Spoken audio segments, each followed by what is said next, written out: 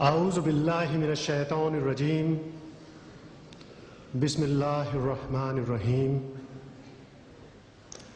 I seek refuge with Allah from the Satan the accursed.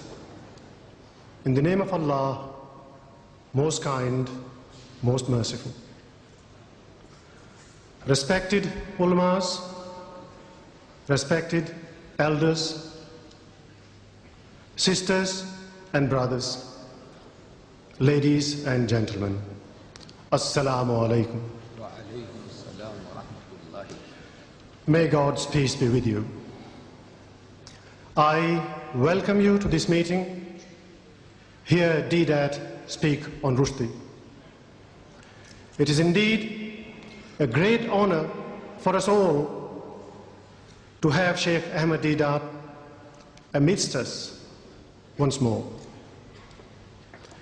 The internationally renowned Muslim scholar of the Christian Bible will share with us some of his experiences. He will tell us how in South Africa, with a Muslim population of less than 2%, they were about the first to succeed in having satanic verses banned, and how they were able to have Rushdie stopped from entering that country. We must bear in mind, sisters and brothers, that a British passport holder does not need a visa to enter that country. And South Africa is the country where apartheid is practiced. Ladies and gentlemen, it is also a privilege for me to introduce to you our chairman for today, Brother Sharif Malnik. Brother Malnik, alhamdulillah, embraced Islam some 10 years ago. He is a lawyer holding a Juris Doctor from the US. He is a successful international businessman and presently resides in London. Sisters and brothers, Mr. Sharif Malnik.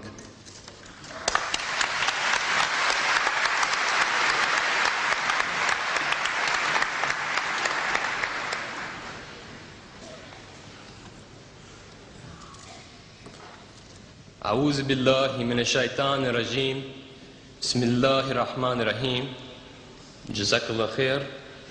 Sheikh Deedat, Brother Shamshad, brothers and sisters, ladies and gentlemen, Assalamu alaikum wa rahmatullahi wa barakatuh. Wa alaikum assalam wa rahmatullah. Before I introduce the honorable and distinguished speaker, I have been asked to read this to you. Satan, being thus confined to a vagabond, wandering, unsettled condition, is without any certain abode, for though he has, in consequence of his angelic nature, a kind of empire in the liquid waste or air, yet this is certainly part of his punishment, that he is, without any fixed place or space, allowed him to rest the sole of his foot upon. Has anyone here actually read or heard this passage before within the last 12 months? Could you, with a show of hands, please? Has anybody actually heard or read this? One. Yes, I see one and approximately 6,000 people here. This is actually the first page, the grand opening, the prologue, if you will, of the satanic verses. It is really the great hoax of the 20th century that with over 1 million copies sold, with people willing to defend that book with their lives that no one has actually read the book. And if someone says they have read it, I'm sure they don't understand what they've read. Because if you have read this book and you understand what you've read, then you would not have defended it, but you would have rallied against it. This book truly represents a conspiracy against the nation. We have been fooled, all of us. Satanic Salman aptly chose that passage, which I read to you, to describe himself with no abode, punished, and with no place to rest the sole of his foot. An interesting prediction. And yet, this book was given the Book Award. It is a standard of literature which our future generations will study and be influenced by. We cannot allow that to happen. You cannot afford to allow that to happen. I should like to mention, as many in our audience are familiar with our most honorable speaker, you may have noticed that today's program did not begin with a recitation from the Holy Quran. This is most unusual for our prolific speaker, as you are probably aware if you have seen any of the 65 videotapes produced by Sheikh Deedat and his organization, the Islamic Propagation Center International. The Holy Quran will not be recited today because the speaker shall deal with the actual contents of the satanic verses. I say the actual contents because I'm sure that you don't know what this obscene book contains, and you have proved it here today, one hand in 6,000. It is the vulgar nature of the satanic verses which precludes us from reading the Holy Quran to open the program today. But, ladies and gentlemen, somebody has to do the job. Do not despair. Sheikh Ahmed Deedat is here with us today, and he has done the job for us. He is the first person to deal with the contents, the actual contents of the satanic verses, however distasteful this may be. He is not afraid to dirty his hands. For, in order to remove an impurity, one must necessarily dirty one's hands. Let us remember that it is Salman Rushdie and his defenders who have provoked and necessitated this response. I would like to warn the audience that passages from the satanic verses will be read aloud. These passages are offensive to every decent man and woman. Unfortunately, there is no other way to properly deal with this subject. So I would suggest that we have 2 minutes. If there are any persons here who are prudish, or if there are any children here, I would suggest that they take this opportunity to leave the hall. You have been warned also in the advertisements that this is not for prudish men or women. It is necessary to lay out a few ground rules under which we shall operate today. We ask, or rather insist, that you remain calm and orderly. Do not attempt to break the stage security perimeter. At the end of the lecture, members of the audience are invited to ask questions related to the topic. Allow the speaker his uninterrupted time to speak, and then you may participate in the discussion by asking your questions at the appropriate time. I have no doubt that many who are present here today are genuinely seeking truth. Let our behavior today confirm that. It is my great privilege and honor to introduce a world-renowned Muslim scholar of the Christian Bible and comparative religions, director of the Islamic Propagation Center International in Durban, South Africa, the author of dozens of books, a great lecturer and debater who has debated with Jimmy Swaggart, the United States evangelist, Professor Clark, Dr. Robert Douglas of the Zwimmer Institute, and so on and so on. His credentials are too numerous to list here. Ladies and gentlemen, brothers and sisters, respected elders, may I present Sheikh Ahmed Deedat.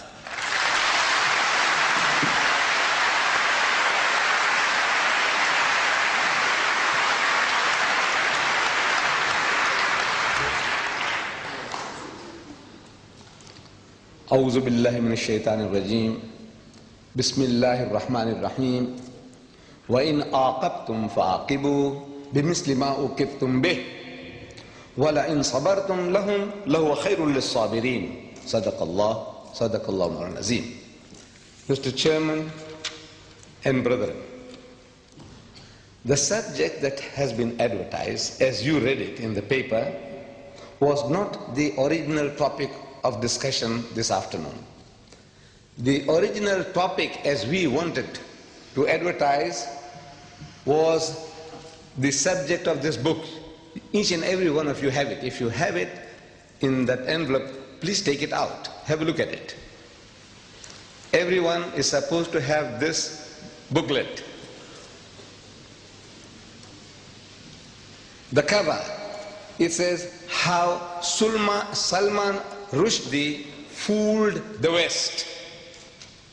That is how we wanted to advertise, in two colors, which we had planned. We sent it over, the negatives, for publication. But the so-called British Free Press, they couldn't stomach it. How Rushdie fooled the West. They said they won't advertise that. They won't take our paid adverts. Believe me, I am talking about your great country, which stands for freedom of speech and expression. For who? Not for everybody, for certain selected groups. This innocent advertisement, how Rushdie fooled the West, they couldn't stomach that. So we had to change it for their benefit to say, a challenge to the giants of the British literary world. These giants, the so-called giants, who are standing in support of Rushdie, I have been reading their statements. They said, never mind what he says, we support Rushdie. Never mind what he says. He is a God. He is their God today. Whatever he says, we support him. How can you deal with people like that? He said, come forward. Now I want to educate you. I want you to know what he says, because you haven't really read the book. That is why you talk like that. An amazing thing I'm telling you now, really speaking, nobody has really read the book. Muslims and non-Muslims. Because I'm meeting your people in this country, journalists. And I'm asking them, they're asking us, I'm asking them, have you read the book? Most of them say no. They are honest. But some of them, they said, yes, we have. So I asked them, what have you read? What have you read? He said, well, it's a very, very difficult book to read. I said, yes. So many people say that. What did you read? I will come to that. I will come to that in time. Now, this book came out in September 88, I take it. And there was a furore among the Muslims of Britain. A dear friend of mine here in London, by the name of Arfaq Malik, an attorney at law, a lawyer, he faxes some pages of this filthy, dirty, satanic work to me for my attention. And naturally, any Muslim, any decent person on reading what those pages contain would be infuriated, and I was infuriated. What to do? We said, this book should be banned.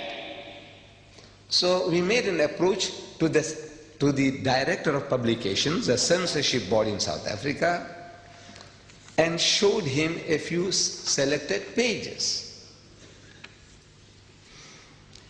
And it did the job. It did the job. In a country where we are less than 2%, we have no vote, no voice. One white man can buy the whole lot of us out, lock, stock and barrel. One white man. That's what we are worth. And yet we were able to perform a miracle. We beat most Muslim countries to the draw, except for India was the first. I feel that There'll be hardly anybody here who can contradict me, that we were the second nation in the world to have the book banned. South Africa, the land of apartheid, the polecat of the world, did it. How was it done? These selected pages, we take them over to the director and say, sir, have a look at this. The satanic verses, page 461. You don't have to worry. This book is an instruction book, is an instruction manual. When you read it, some of the pages and things that you miss out, you'll find them here. This is an instruction manual for you all. He reads, nigger eat white man shit. Nigger. You know who he's talking about? The Africans. He eat white man shit. You know this word shit. It was so difficult for me to use here, in this very hall. There was a debate and I wanted to use this word and I skirted around and around, beating around the bush, and I couldn't come to it. I couldn't say the word shit. But now I have to say shit because I have to quote him. I said, now you know, human dung, you know, cow dung. What the hell? Therefore you were warned. You were warned. He says, look, please, if you are hypersensitive, don't come. Don't bring your women and children with you. But you have braved yourself to say, now we are prepared to listen. We are in Britain. You know, these words that I'm uttering here, I can't utter in my own country because the book is bad. I can't quote the fellow. In my own country, I can't publish this book. This tape that you will see, in case that you want to purchase this tape, videotape of this meeting, you will be able to purchase it and enjoy it at home if you want to. Put your children one side. Put them to sleep when you see this. But in my country, I can't do anything. I can't touch the tape. I can't touch the book. This is your privilege. You see, you have that freedom of speech and expression. I said, well, you enjoy. So nigger eat white man shit. So the censor reacts. He said, this is racist. He is a racist himself, but he said, this is rank racism. You know, how will the Africans react to this? This book is telling them that they enjoy eating white man shit. Because he has an afterthought. Who? Satanic Salman. And on page 529 he says, black shit is bad. So for this brown Britisher, white shit is good, acceptable, but not black shit. Our censor says, look, this should be banned. We say boss. You say boss. We say boss. That's his language. You say boss. This is your privilege. He says, you know, boss, sir, master. He is coming to South Africa to promote his book. He says, no, we can't have him. He says, boss, this is your privilege. So the book is banned and he was banned from coming to South Africa.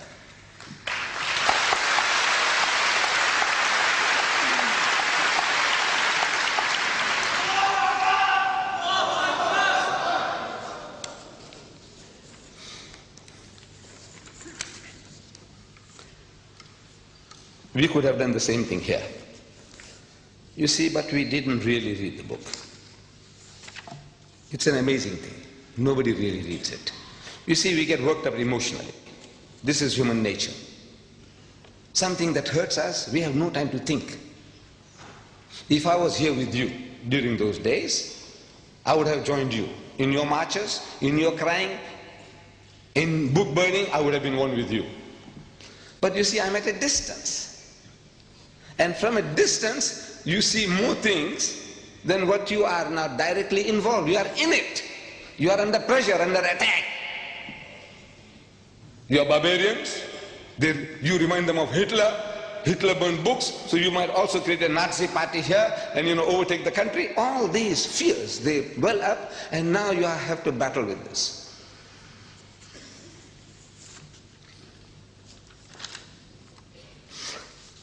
Now I am qualified to speak on this for a number of reasons.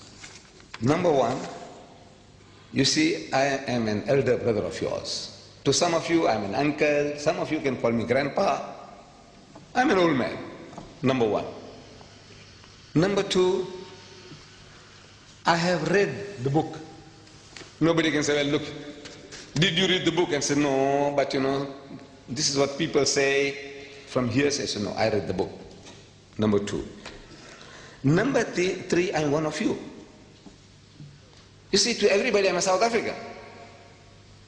But if I tell you that I carry a document with me, a British passport, British passport, 63-year-old passport, you believe it? There would hardly be a single senior citizen in Britain who would be having a British passport, 63-year-old. If you open it, you'll see my picture when I was 9-year-old, what I looked like then. And I cherish it. Well, by God, I cherish it because of that picture more than anything else. But now I value it. I'm a Britisher by birth and by holding a British passport. I would be looking forward to the pleasure of creating a senior citizens, British passport holders of 60 years and more. If your father or anybody, your grandfather has got a passport 60 years and over, let me know. We would like to create a society in Britain. So I am qualified. Now what? In retrospect now, because it's far away from all those happenings, now I can talk more freely. I said, look, what I would have done, I couldn't have. If I was in the midst of you, I couldn't have thought all these things out. It's impossible. See, when you are under pressure, under turmoil, and the mass hysteria that can be generated by things like this, you can't think. So I'm not too clever. What I'm going to tell you now, say, this guy's too clever. I'm not, wallah. I tell you, I'm not clever. I am now benefiting from other people's experiences. I have been watching your TV debates on these topics. People send me the videotapes. I watch them. From Britain, from America. And I'm getting educated by those debates. I said, what's wrong? Why don't these people tell the fellow, when questioned, what is it that's creating such temper, such anger in you? What makes you so angry? So the guy says, he spoke slanderous things and he stole filthy language. One of these programs I'm watching, the nearest a brother came to answering. He's prodded. What did he say? And I watch his face. See, the camera was on his face. And I can see that he's in hell. He doesn't know how to get out of that situation. So he takes a deep, he said, what is it? So he said, he used a word like benchod. 50 million people, the Americans are listening. What did it mean to them? Nothing. And you get enraged. You want to go and kill the man for that? What did he say? I said, our cases have been going by default. If you read the book, here, if you took the right approach, the approach even now is not too late. I will show you ways and means. Very cheaply you can get things done, very cheaply. Not with the gun, not with the bomb, not with the stone. Very cheaply, by God. I show you how it can be done. I said, you should have contacted one of these Tory MPs. Tory, because Tory. This Conservative Party, Margaret Thatcher's Conservative Party. Tory. How you pronounce it? Tory. One of these Tory MPs, and showed him, he says, look, have a look at this, sir.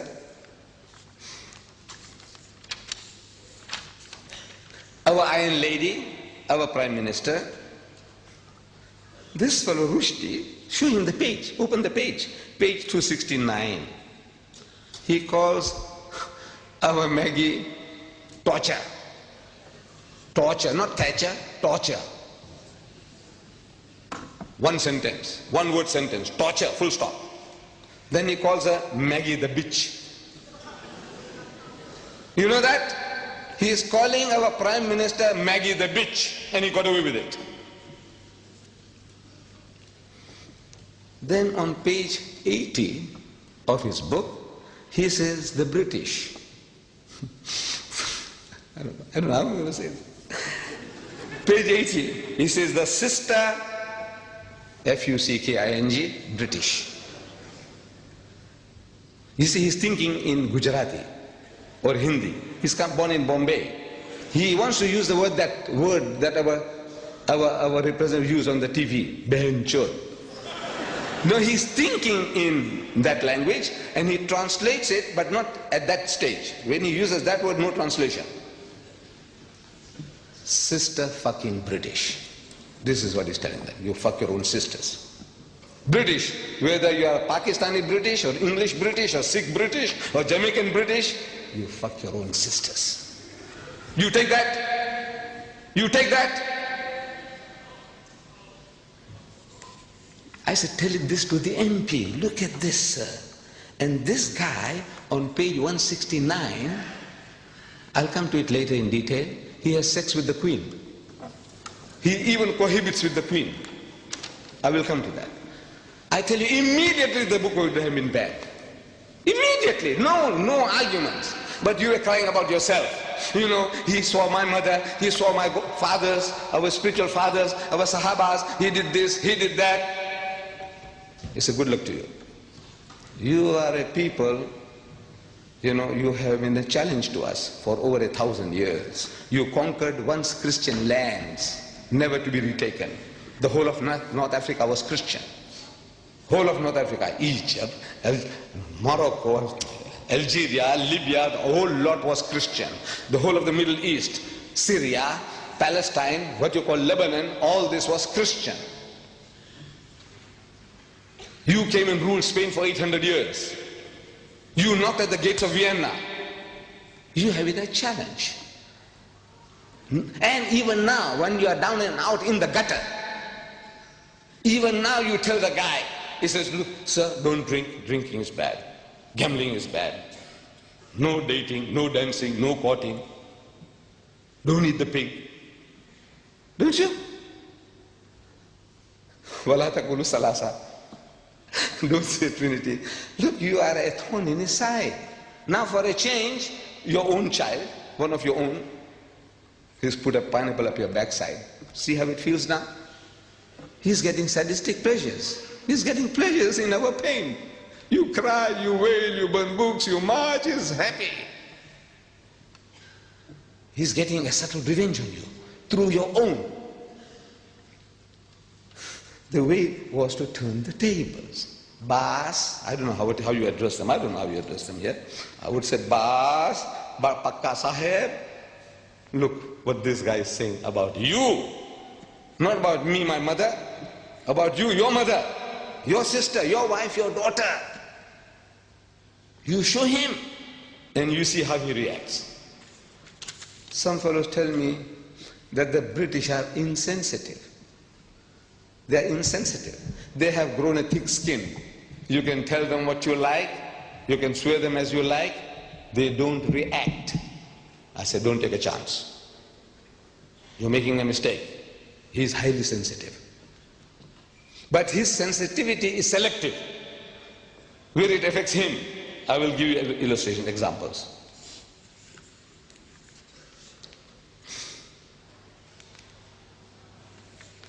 Right.